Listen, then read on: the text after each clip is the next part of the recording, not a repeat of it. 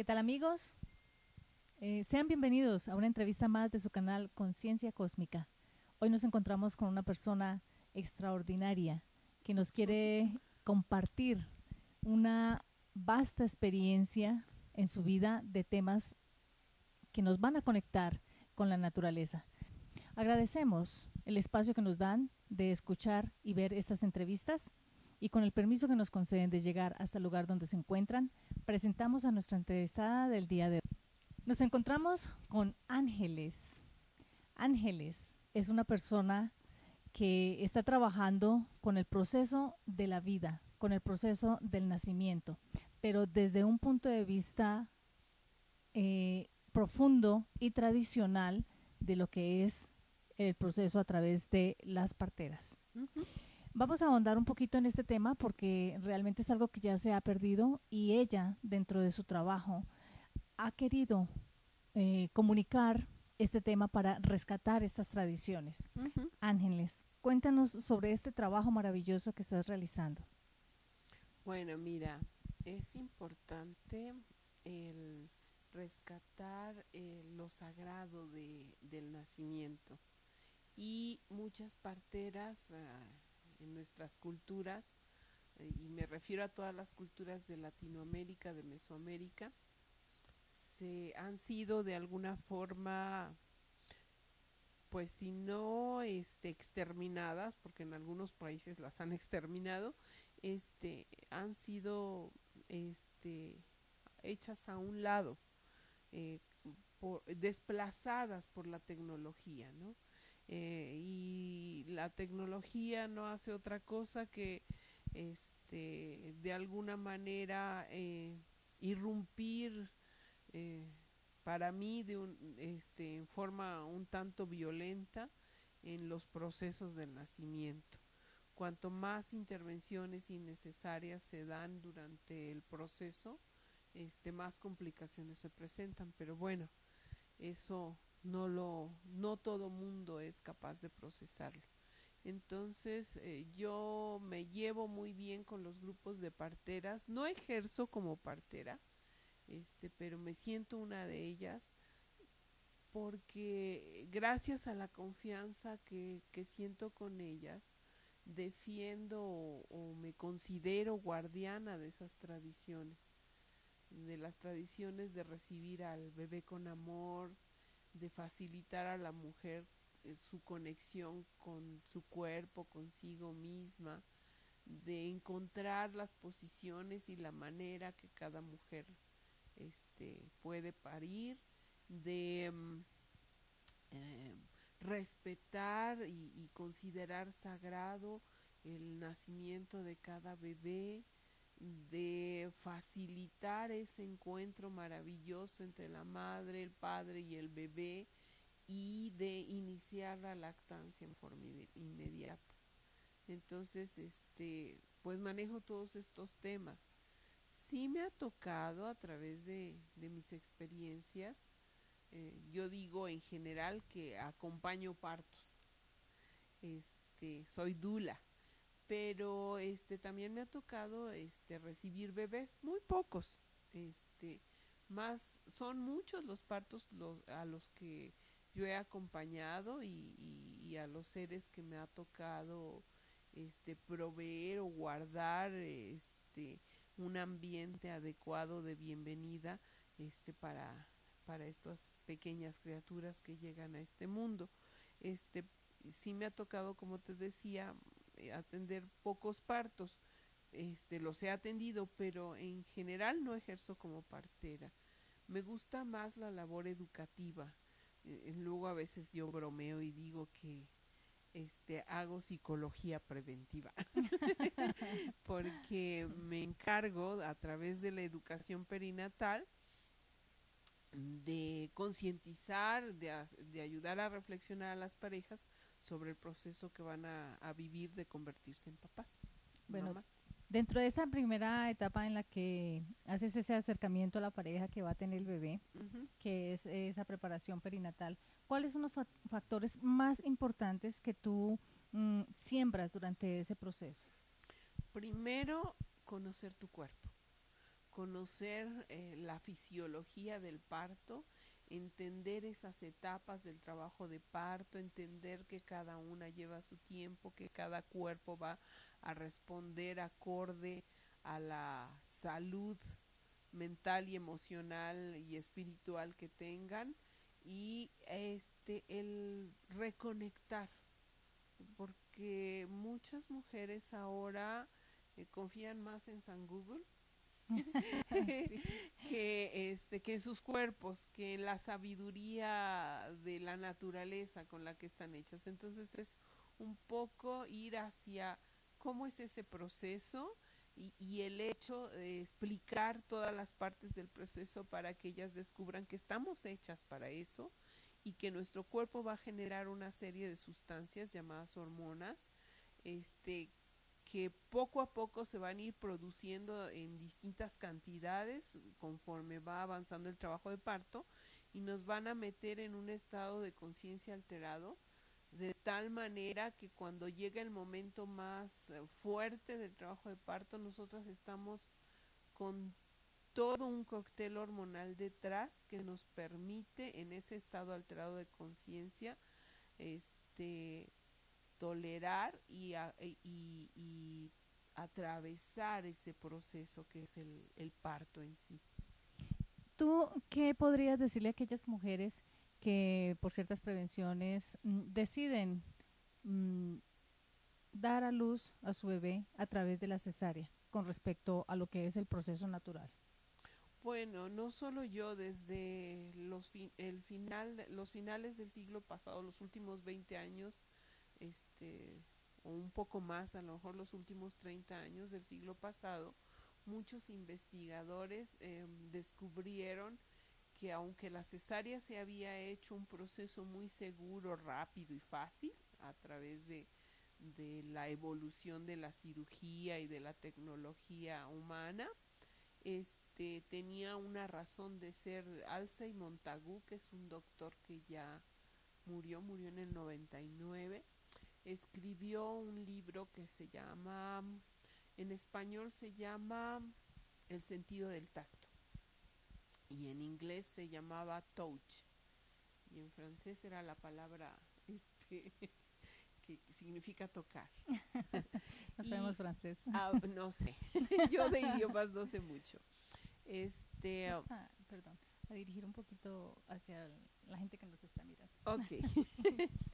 Entonces, este doctor, desde este libro, hacía el comparativo de la calidad con la que el chiquito nacía, un bebé nace, cuando nace por un trabajo de parto normal, y cuando el pequeño nace por una cesárea programada, e incluso hizo algunos estudios comparativos de cesárea con trabajo de parto, o sea, que había tenido trabajo de parto y que por alguna complicación terminaba en cesárea, y cesárea sin trabajo de parto, o sea, las famosas cesáreas programadas que se han vuelto así como, Muy comunes.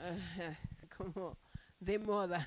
Sí. Entonces él hacía ver que incluso la habilidad de adaptación a este mundo, le costaba más trabajo a un chiquito que no había experimentado el trabajo de parto, y decía que por algo la naturaleza nos había dotado de ese túnel estrecho, sí, con alguna dificultad, sí, pero que tenía una razón de ser el paso por el canal vaginal.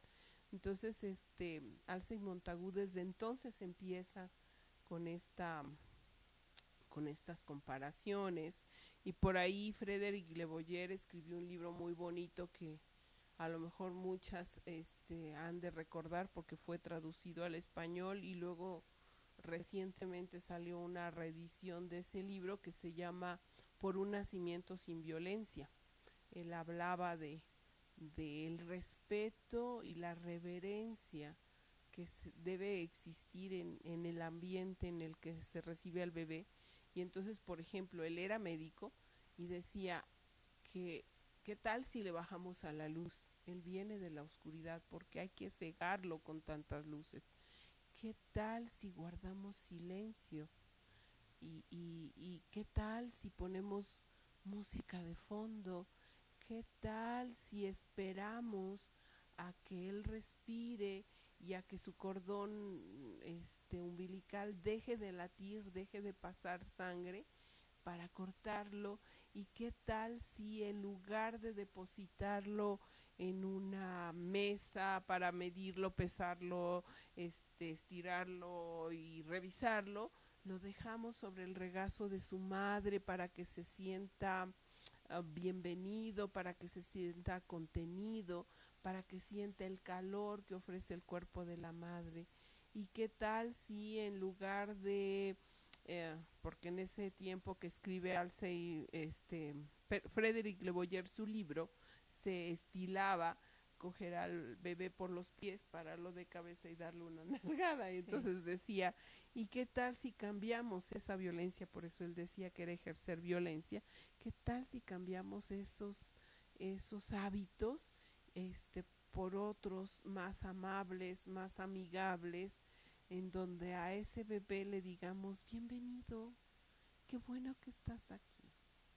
Y en lugar de golpear o de poner de cabeza, lo ponemos sobre el regazo de la mamá y permitimos que esa mamá toque su espalda, que el bebé pueda como que mirar alrededor y decir dónde estoy, y pueda encontrarse con la cara de la madre y ponerle una cara a esa voz que conoce desde que estaba dentro, y, y de esa manera introducirlos en el mundo amablemente.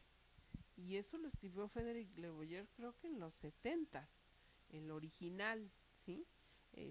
Ya cuando nos llegó traducido eran los años 80, traducido al español. Entonces creo que es un movimiento que empezó muy, muy poco a poquito, que de alguna manera ha tratado de contrarrestar la abrumadora velocidad con la que va la tecnología y el avance de la ciencia, y lo hipnotizados que hemos estado como humanidad con esa tecnología que creemos que de verdad es mejor que lo diseñado por la naturaleza. Y no, todos estos defensores, Marshall Klaus, William Kennel, el doctor,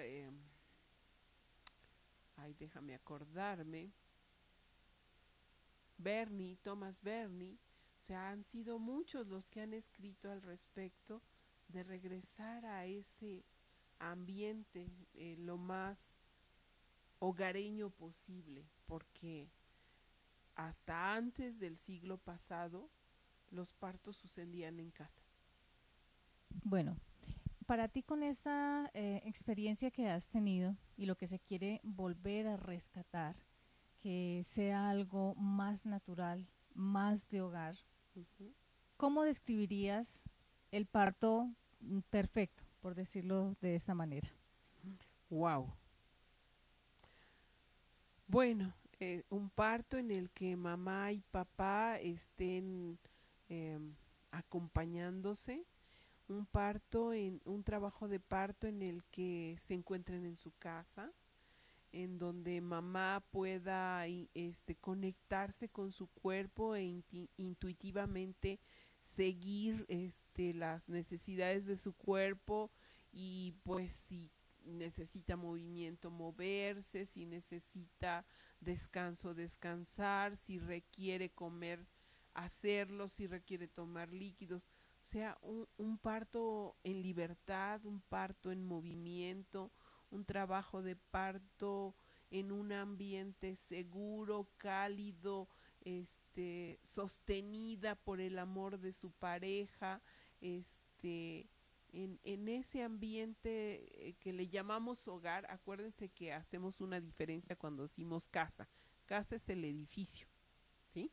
Y hogar es el lugar, es ese mismo edificio, pero es ese calor humano que se respira cuando estás en un lugar en donde te sientes a gusto, ¿ok?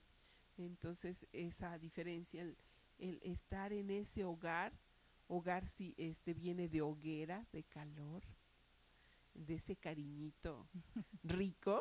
Entonces eso yo llamaría un parto en donde la mamá encuentra la posición que el cuerpo le pide para parir, que generalmente son posiciones que tienden a la verticalidad porque te ayudas de la misma fuerza de gravedad para que el bebé salga.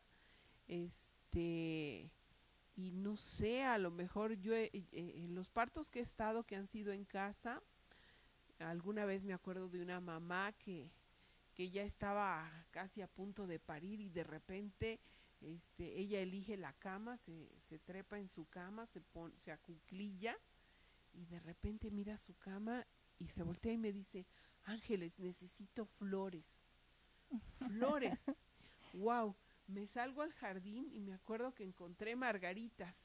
Entonces, y era en noviembre y además de margaritas había la flor que acá en México le llamamos flor de cempasúchil, unas flores que son de color naranja, fosforescente, muy, muy, así, muy luminosas. Y entonces salgo al jardín, corto margaritas y corto flores de cempasúchil y las pongo así, hice un círculo alrededor de ella. Entonces vio las flores, dice, ahora sí, ya puedo parir. Y entonces empieza las otras contracciones. Yo me salí rápido, entonces la partera estaba ahí con ella. Entonces ve el arco de flores que le hice alrededor de ella y dice, ahora sí, mi niño, ahorita que nazcas vas a ver qué hermosas flores vas a conocer. Y entonces sale el bebé, lo deja sobre la cama, sobre la superficie de la cama, la partera aquí a su lado atendiendo. Y de verdad el bebé, abre los ojos, ve las flores y después de eso sonríe y a mí me impactó mucho esa Claro. sonrisa y lo coge la mamá de las axilas y se lo pasa para acá. Entonces entendí por qué la mamá quería las flores ahí alrededor.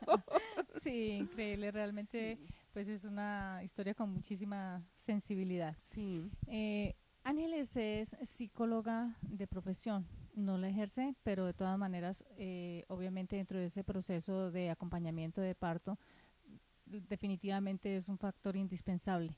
Me gustaría saber qué efectos psicológicos surge en el hombre que presencia o que está en ese acompañamiento del nacimiento de su hijo. bueno, Pues con respecto de aquellos padres que esperan en el pasillo hasta que les lleven el bebé ya vestido, ¿no? bueno. Se desencadena todo un proceso que también tiene que ver con las hormonas. Ese varón también se va a inundar de oxitocina. La oxitocina es la hormona que las mujeres generamos durante las contracciones y cada contracción va acompañada de un volumen de oxitocina y prolactina que generan ese trabajo y relaxina que ayuda a que todo ceda y dé espacio para la salida del bebé, pero de lo que más se contagia el varón es de oxitocina. Y en los últimos estudios que también han empezado desde finales del siglo pasado para acá, Michel Odent escribe La química del amor, un libro en donde habla de que la oxitocina tiene que ver con el amor, con todos los procesos que tienen que ver con tocar, acercarse, con todo lo que es la vinculación entre una persona y otra. Además de las feromonas, o sea, ya sabemos que Claro. por ahí hay otras sustancias y las betendorfinas y etcétera. Pero aquí la oxitocina nos da esa capacidad de sentir compasión por el otro, de acercarte al otro, de ser más empático. Entonces ese varón va a valorar diferente a su mujer, la va a ver con otros ojos, sobre todo si participa. Se va a dar cuenta que no puede pujar por ella, que no puede sentir una sola contracción por ella, pero que sí puede enviarle a través del contacto toda la energía amorosa de la cual es capaz para fortalecerla, para sostenerla en ese trance maravilloso de dar a luz, ¿ok? Y ese varón se va a enamorar de ese bebé, porque cuando ese varón, generalmente el bebé viene, se lo ponemos a la mamá, pero pasa algo muy chistoso, si de repente el papá habla, la voz grave del papá es diferente a la voz más agudita o más suave de la mamá. Entonces, hola bebé, bienvenido, no sé, no lo puedo hacer con voz varonil, pero así, cualquier palabra que diga el papá, el bebé que estaba centrado mirando a su mamá, de repente busca y busca mirarlo a los ojos. Y se queda, por ejemplo, esto lo he visto sobre todo cuando me toca acompañar también cesáreas. Entonces, pues en el caso de la cesárea nace y primero lo pasan a la mesa del pediatra para que lo revise y sepa que está bien. Luego lo ponen un ratito en el pecho de la mamá para que se encuentren, se den la bienvenida y demás. Y cuando los cirujanos van a empezar a cerrar y a hacer el proceso quirúrgico de regreso, entonces ya se lo ponemos al papá en canguro, le llamamos papá canguro. Entonces solo con pañal y piel con piel, o sea, el papá le hacemos que se quite camisa y piel con piel, y luego encima les ponemos una bata o algo para que no pierdan calor. Y el papá se sorprende porque el niño, cuando es quitado de la mamá, llora y protesta. Claro que protesta, pues lo quitan del lugar donde se siente feliz, ¿no? Y entonces el papá se da cuenta que nada más dice, ya chiquito, aquí estoy, soy tu papá. El bebé inmediatamente deja de llorar y empieza A buscar a la buscar conexión. quién le habla. Y yo he visto a muchos papás, cómo se les llenan los ojos a punto de derrame y se les hace increíble cómo ese bebé se les queda mirando o se tranquiliza con el simple hecho de haber dicho hola. Hay papás que no hablan mucho y entonces a veces se quedan en el hola y luego se quedan mudos, pero no mudos porque no quieren hablar, sino de De la la emoción. impresión, de la emoción que les causa ese encuentro ojo a ojo, cara a cara, de esos ojos que te miran, con una mirada muy especial. ¿Y por qué hace el bebé esto? Porque desde la semana 21 pueden escuchar antes, y la primer voz que identifican porque la escuchan todo el tiempo es la de mamá, pero entre la semana 21 y la 24 de gestación empiezan a distinguir entre la voz de mamá y la voz de papá. Entonces yo animo mucho a los papás a que todos los días lleguen, den un masaje a la pancita y le digan, hola bebé, soy papá y lo que quiero compartirte hoy es XZY, o sea, a lo mejor hay papás que les hablan de fútbol, o hay papás que les hablan de lo que hicieron hoy en el trabajo, o hay papás que tocan otros temas distintos, ¿no? Pero les digo, no importa, vas a encontrar de qué hablarle. He tenido papás muy serios que dicen, es que no se me ocurre nada. Bueno, entonces compra un cuento para niños y cuéntaselo todos los días. Hola, ya llegó papá y aquí está tu cuento, ¿no? Y el bebé va conociendo esa voz y empieza a distinguir, porque alrededor de esta temporada su oído se va haciendo más fino y va siendo capaz de distinguir los sonidos más graves, que son de la voz de papá, de los sonidos de la voz de mamá. Entonces, la voz de papá si ha estado presente desde que ese bebé empieza a escuchar, en la voz de papá también requiere de darle rostro, y por eso el bebé reacciona de esa manera y se tranquiliza. Es muy hermoso. Claro. Y tú decías, ¿qué efecto causa? Pues mira, no sé si como pareja a través de las experiencias de la vida se irán a separar o no, pero yo sí te sé decir que el lazo o el vínculo emocional y espiritual que se hace con ese bebé, sea niño o niña, es muy fuerte. Es tan fuerte que puede sobrevivir a divorcio, muerte, separación y lo que sea. Es muy fuerte. Okay. Y se dan los hombres la oportunidad de sentirlo, que es algo que nuestras culturas que machistas de alguna manera, porque en Latinoamérica también no es México el único país, en estas culturas les ha dado la oportunidad a los varones de darse cuenta que son capaces de sentir y de llorar.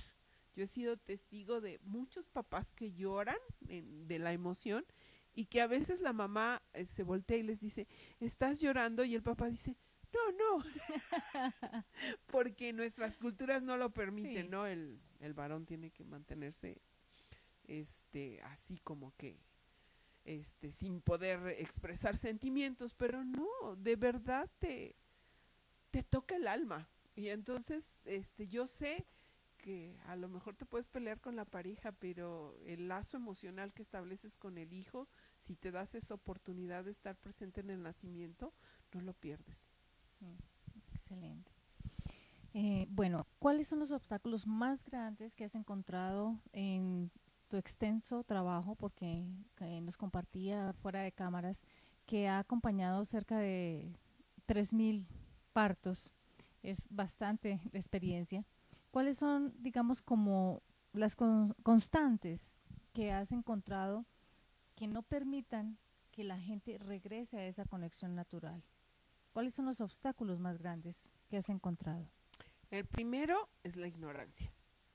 Ignoramos mucho respecto a la maravillosa fisiología, la maravillosa manera de funcionar que tiene nuestro cuerpo. Ese es el primer obstáculo. El segundo es el miedo. Nos hemos transmitido de una generación a otra historias de terror alrededor del parto, que muchas jovencitas pues las han absorbido desde el momento en que nacieron. Por darte un ejemplo. Ay, es niña. ¿Cuánto va a sufrir en este mundo? O sea, desde ahí ya casi de bienvenida nos están diciendo que Viene a sufrir. vienes a sufrir, ¿no? Lástima. He oído ese tipo de comentarios, no de las mamás, a veces de los familiares, ¿no? Y luego el hecho de que no veneramos, no honramos nuestra sexualidad. Hay muchos tabús alrededor de cómo funciona nuestro cuerpo, y por no atrevernos a hablar de qué es qué y qué pasa así, etcétera, no nos damos cuenta de el daño que podemos hacer si seguimos actuando desde esa inconsciencia. Y es eso. Por eso lo que más me gusta hacer de todas las cosas que he tenido oportunidad en la vida de aprender y de ejercer, lo que más me gusta hacer es eso, la educación de las parejas para el parto, de que se den cuenta que es algo, que es una experiencia maravillosa, en la que si unimos fuerzas y aprendemos a trabajar en equipo, aprendemos es papá, mamá y bebé. Si aprenden a trabajar en equipo, la experiencia puede ser muy distinta, muy diferente. Esos son los principales obstáculos.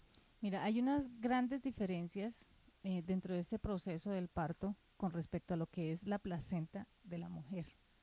Sí me gustaría que resaltáramos lo más importante del manejo de la placenta de la mujer que acaba de dar a luz?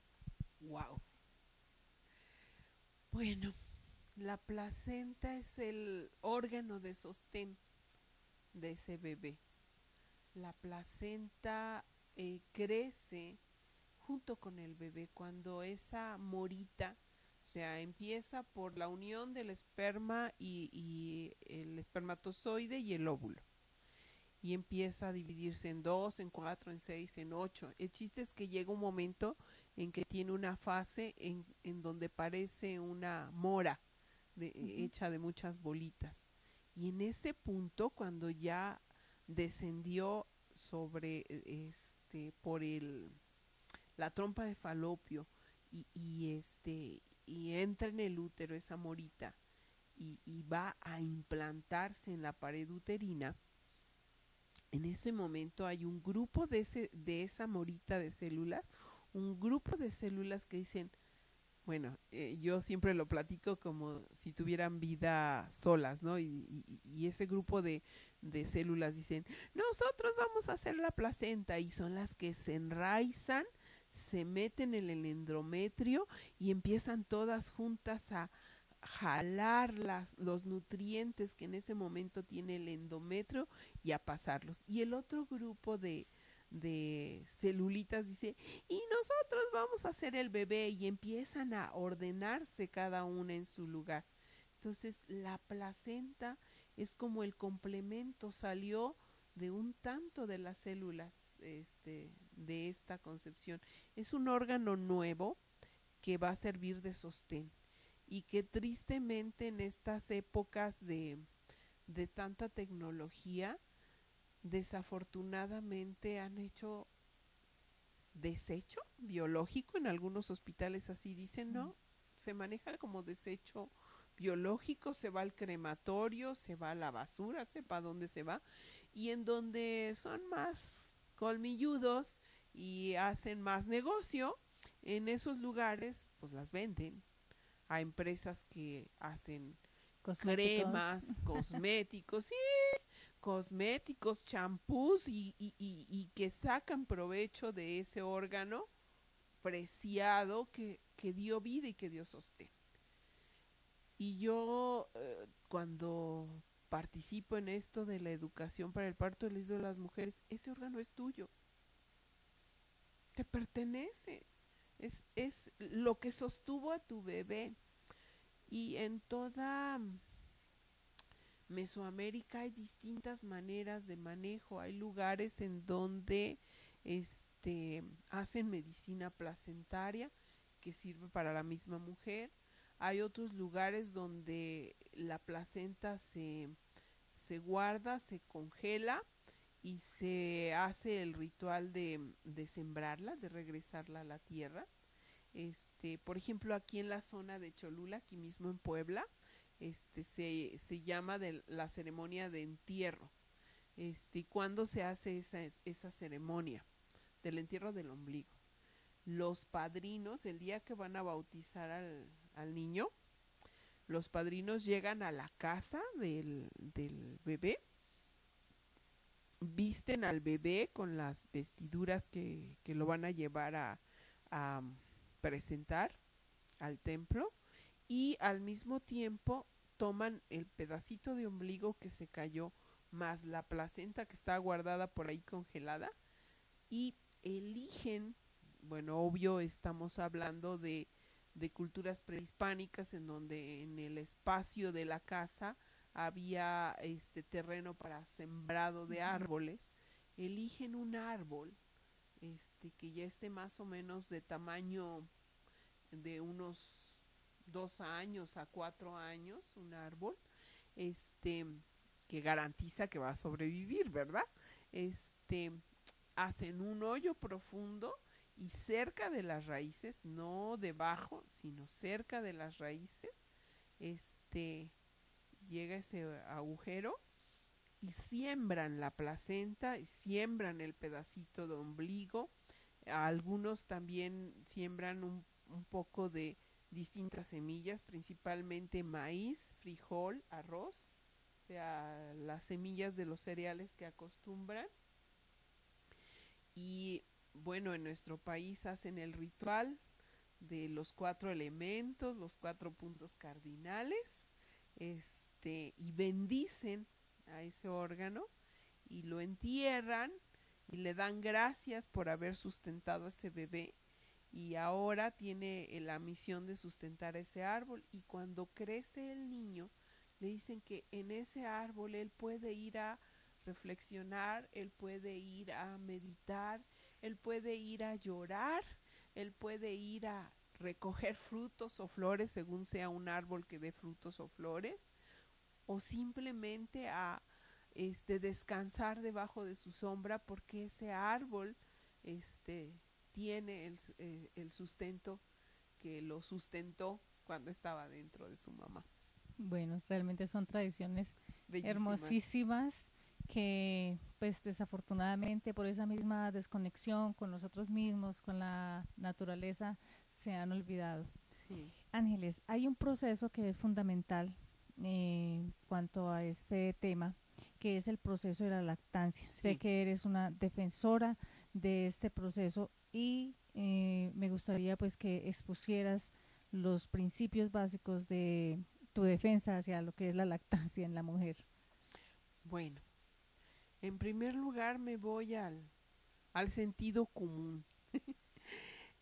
Yo no he visto en toda la naturaleza que ninguna elefanta le pida leche prestada a una vaca. Porque fíjate que voy a salir, entonces necesito que me prestes unos cuantos litros para mi elefantito. No he visto que, a lo mejor hemos visto casos ahora que en el internet salen muchas cosas asombrosas.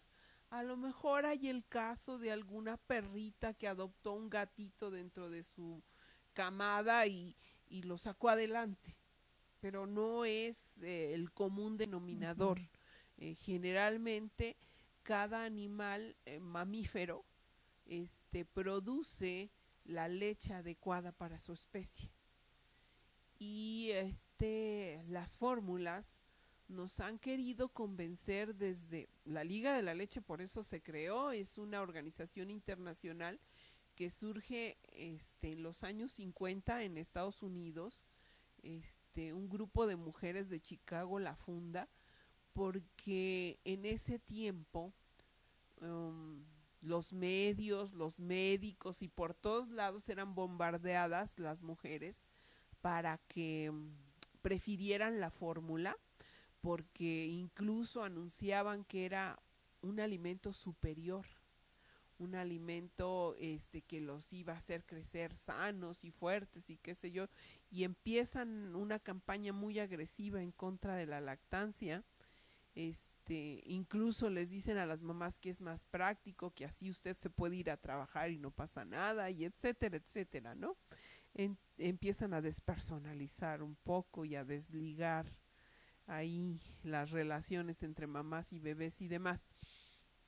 Entonces, estas mujeres se van encontrando poco a poco en un parque de Chicago y de repente está una señora sentada amamantando a su bebé y pasa otra y dice, ay, estás amamantando, ¿verdad? Sí, ¿me puedo sentar contigo? Sí, cuando se dieron cuenta eran 7, ¿sí?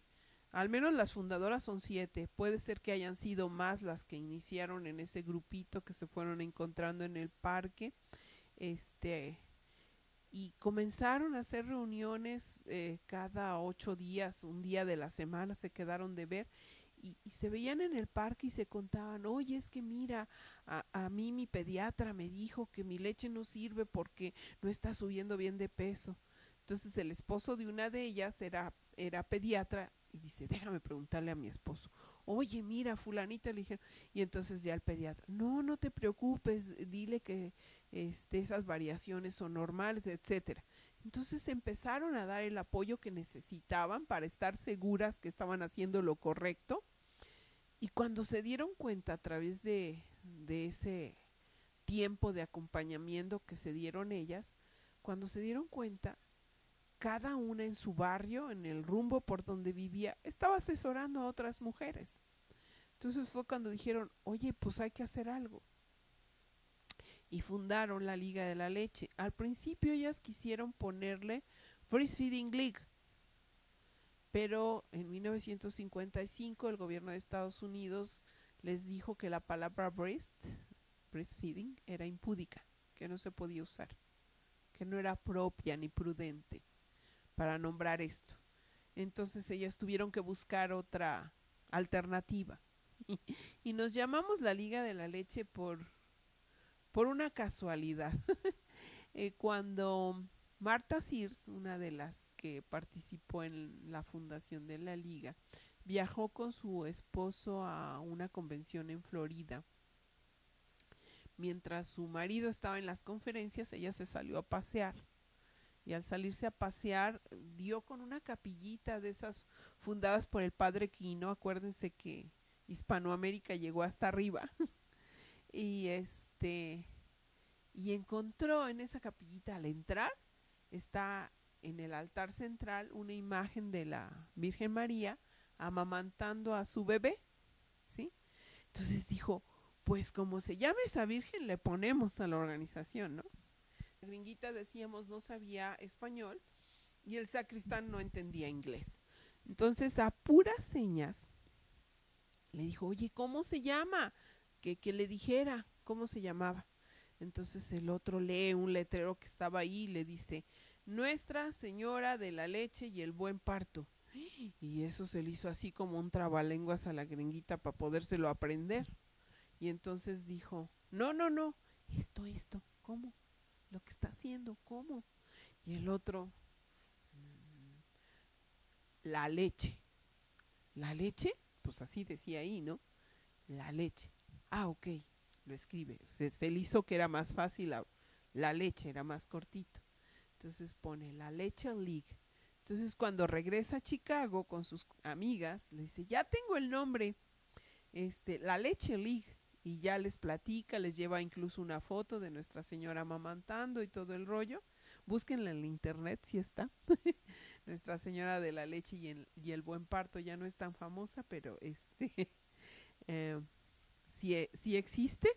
Y entonces se registra la asociación civil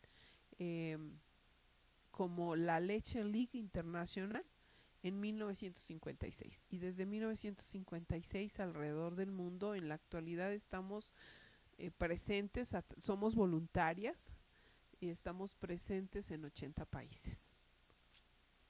Y el manual, el libro que se llama El arte femenino de amamantar, está traducido a 13 o 15 idiomas distintos.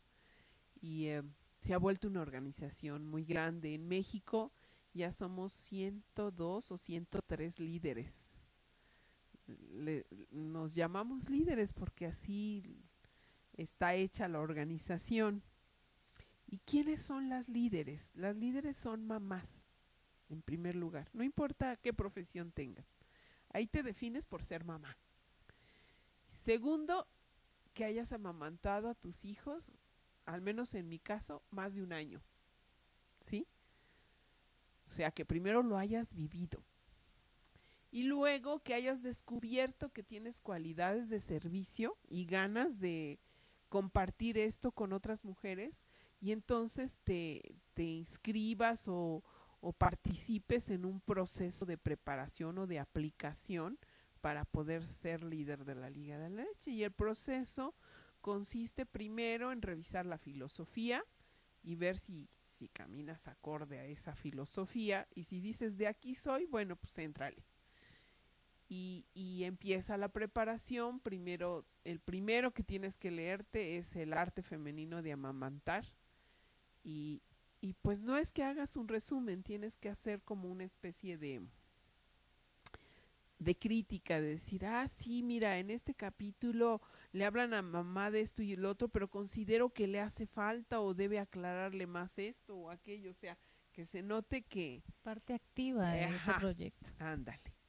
Y luego lees algunos otros libros que hablan sobre el vínculo que se favorece más allá de la lactancia, porque ojalá la lactancia solo fuera nutrición a nivel biológico, ¿no? La lactancia tiene impacto en el nivel emocional, tiene impacto en el nivel mental y en el desarrollo mental de ese niño, y tiene impacto también en el nivel espiritual. O sea, la lactancia nos deja, va mucho más allá de lo que pensamos que nada más es darle de comer y ya. Bueno, ese nivel espiritual en la lactancia, ¿cómo se refleja? ¡Au! Hay un experimento muy chistoso que hicieron en Estados Unidos hace tiempo. Sí sabemos todos que existió la guerra de Vietnam, una de esas famosas guerras, y que hubo muchos soldados que regresaron con una serie de traumas o de problemas de conducta a su país. Y hubo un grupo de soldados que fueron reportados por haber desobedecido a sus superiores o por haber desertado o cosas así por el estilo. Y como primero urgía y era más impactante atender a los que tenían delirios y problemas de conducta graves y etcétera, pues los dejaron al último. Entonces, cuando yo todavía estudiaba psicología, me enteré de ese reporte.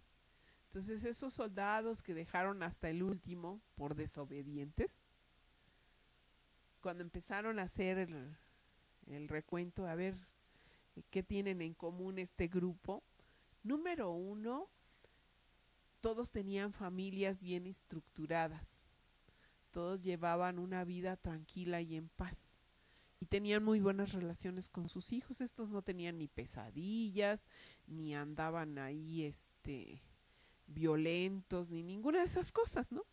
Y luego cuando revisaron las historias de por qué fueron reportados por desobediencia o por deserción o lo que sea, lo curioso era que todos decían haber desobedecido órdenes como el disparar o matar a civiles desarmados, o sea, a mujeres y niños o a civiles en situación de indefensión.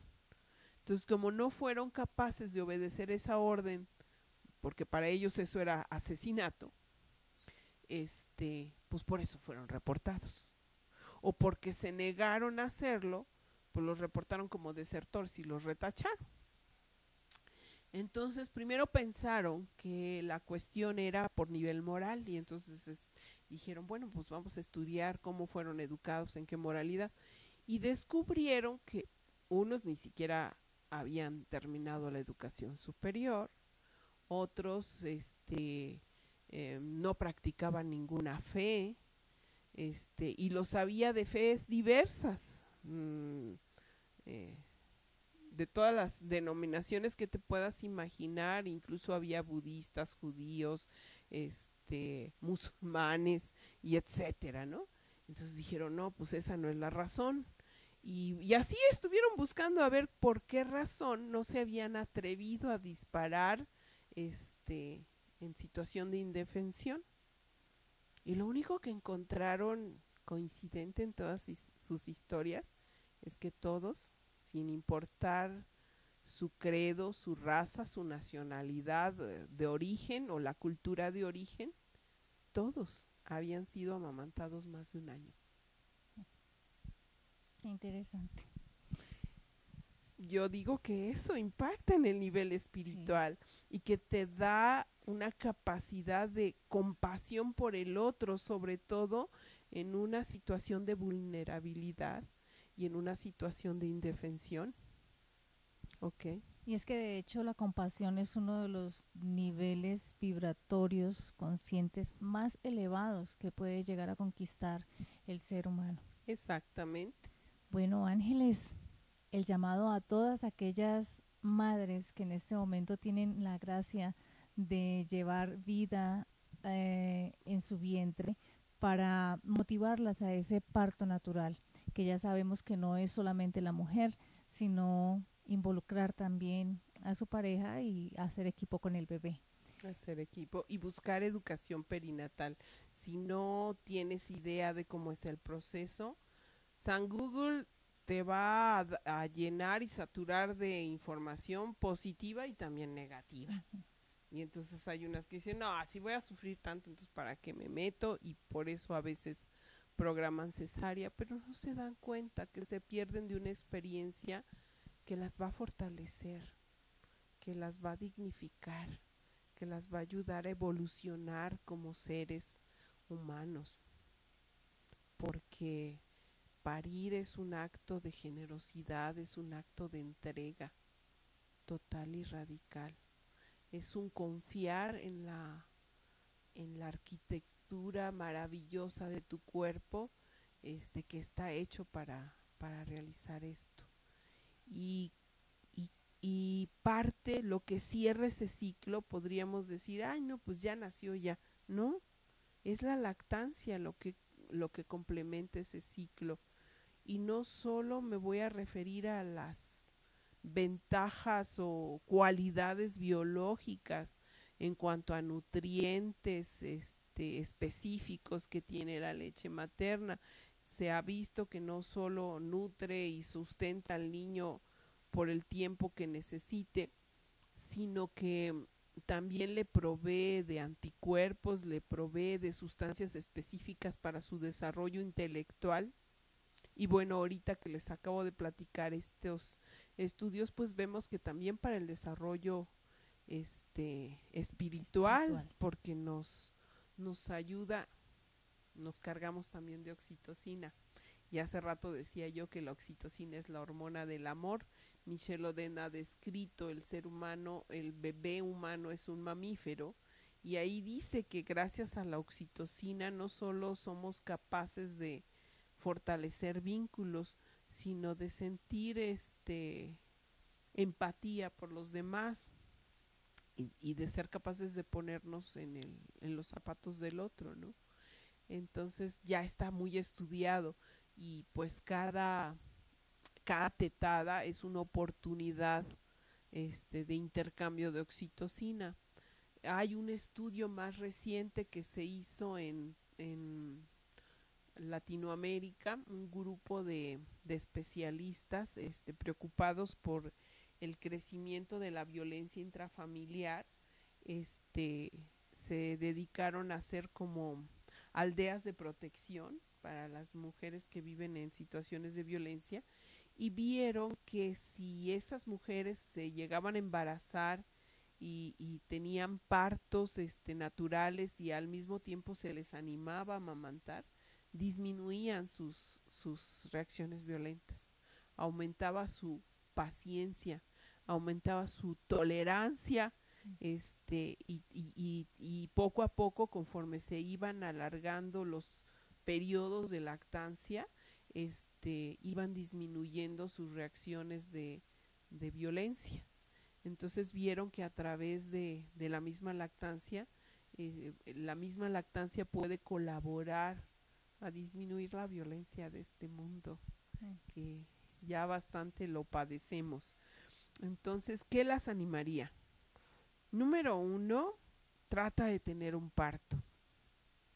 Si por las circunstancias que te rodean no lo tienes, pide que el contacto inmediato con tu bebé. La lactancia puede y debe establecerse dentro de la primera hora después del nacimiento. Sea parto, sea cesárea, tú puedes aprovechar el tiempo que estás en recuperación para entrar en ese contacto importante. En la mayor parte de nuestros países latinoamericanos existe el programa de Hospitales Amigos del Niño, patrocinado por la Organización Mundial de la Salud y defendido por la UNICEF y la Organización Panamericana de la Salud, y consiste en 10 pasos. Dentro de esos 10 pasos, los más importantes son el que esa mamá y ese bebé estén juntos y tengan acceso a lactar, a amamantar, dentro de la primera hora que por los que sí están investigando seriamente han descubierto que es la hora de oro de la lactancia. O sea, después de eso el bebé entra, bueno, es un decir, un promedio de 1 hora. Hay bebés que duran en ese estado como de conciencia importante hasta un poco más de tiempo, 2, 3 horas.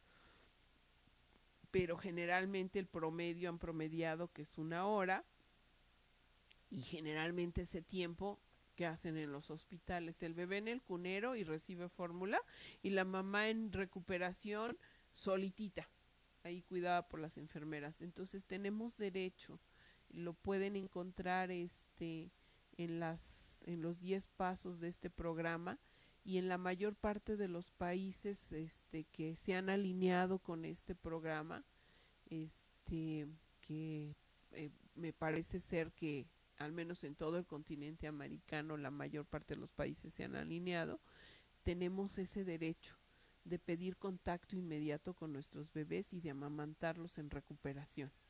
Luego el segundo punto es: no mandes a tu bebé al cunero, no,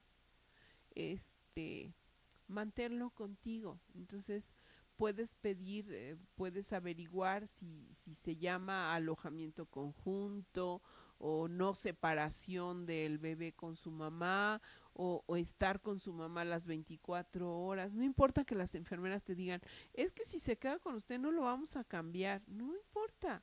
Estás en un lugar, si estás en el hospital seguro, entre comillas, en donde si no sabes cambiarlo puedes pedir a la señorita que venga y que te enseñe. No hay problema. Acuérdense que el que paga manda. Entonces, para que vayas conociendo cómo manejar, cómo cargar, cómo moverte, cómo hacerlo erutar, cómo ofrecerle el pecho, etcétera, etcétera, y para cuando te vas a tu casa sepas, ¿no? Ese es el segundo punto. El tercero, lactancia materna exclusiva. O sea, no dudes, tu cuerpo está hecho para esto.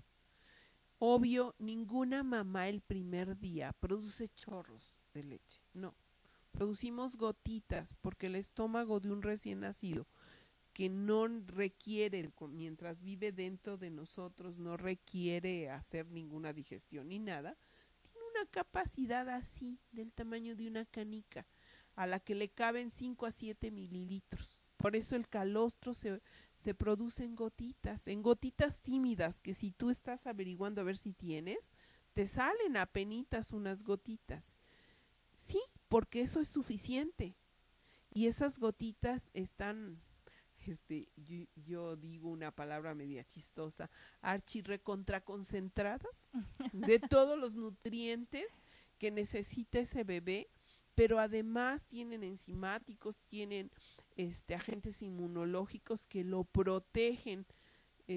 Creo que nuestra naturaleza, antes de que los seres humanos inventáramos las vacunas, están contenidas todas ahí, en las gotas de calostro.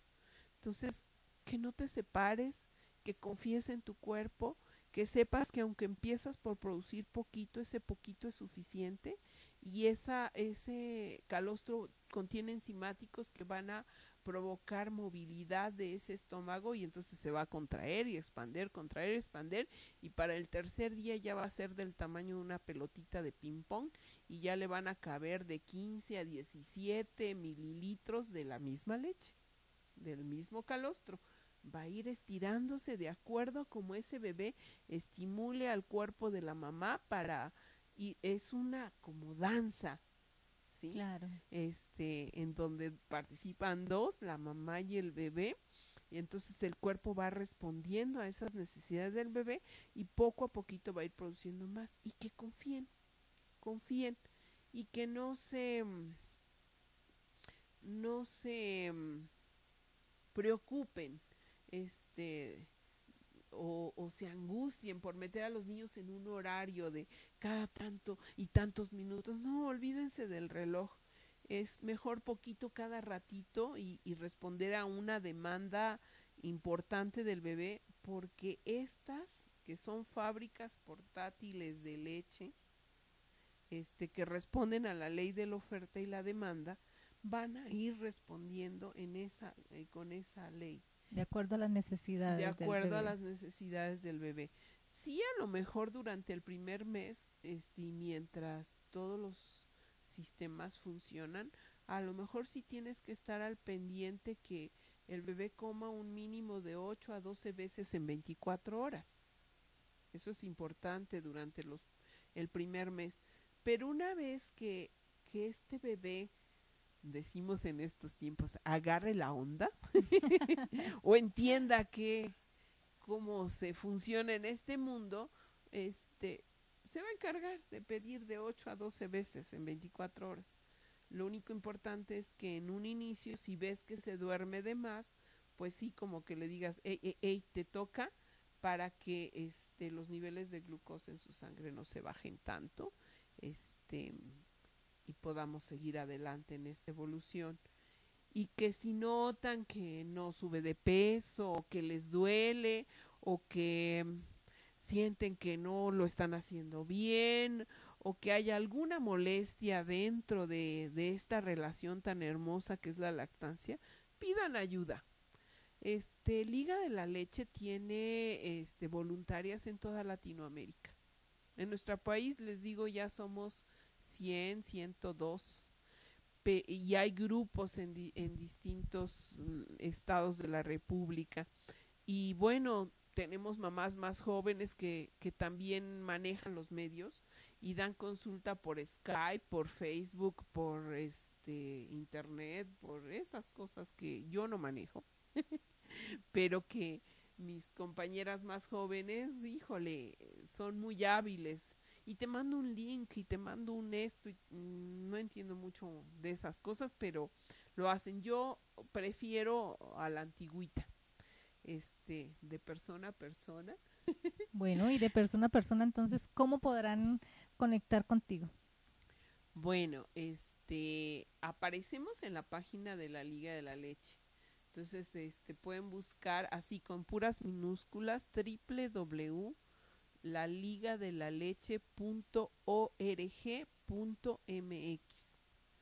Y Bien. cuando entran a la página pueden ver en el mapa en qué estados de la República estamos y buscar la más cercana. Aparecen nuestros teléfonos, aparecen nuestros grupos. Generalmente nos movemos a través de grupos de apoyo que se reúnen una vez al mes en un día fijo, en un lugar fijo. Y nuestros grupos de apoyo son grupos de mamás, en donde van embarazadas, mamás recién paridas, mamás con niños que ya gatean, mamás con niños que ya caminan, y el común denominador que nos reúne mensualmente en esos grupos es temas de lactancia, experiencias de lactancia y de crianza amorosa. Eso es lo que hacemos en la comunidad. Generalmente damos este tipo de reuniones, son gratuitas, no hay, es entrada libre y salida también. Sobrevivimos como grupos a través de donativos voluntarios, pero no hay una cuota que si no me das tanto no te atiendo o no entras, no. Es una labor muy bonita que realizamos y que yo llevo haciendo. Soy líder de la Liga de la Leche desde el 6 de enero de 1990, Mm. que fue cuando recibí mi credencial y mi aprobación del examen y me dijeron, ya puedes dirigir un grupo, y desde entonces estoy oficialmente en la Liga de la Leche. A lo mejor antes también llegué a asesorar mamás, pero no con el conocimiento y la experiencia que adquiría a través de esta organización tan hermosa. Bueno, excelente. Realmente vemos la importancia de informarnos lo que es un parto natural, informarnos lo que es esos puntos que manejaban estos ancestros tan fundamentales en el desarrollo, no solamente físico, sino también espiritual de los seres humanos.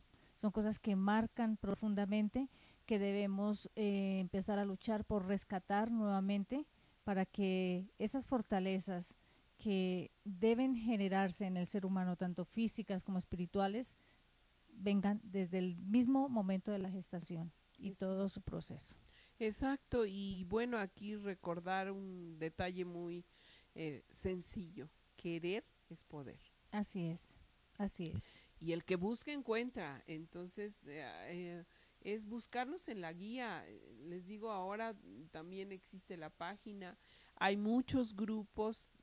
Tengo compañeras que manejan sus grupos a través de Facebook. Yo no tengo Facebook, pero compañeras. Pero en la guía del directorio a nivel nacional aquí en México, pues aparece Puebla, y en Puebla van a ver que existe el grupo Calma, que ese es mi grupo.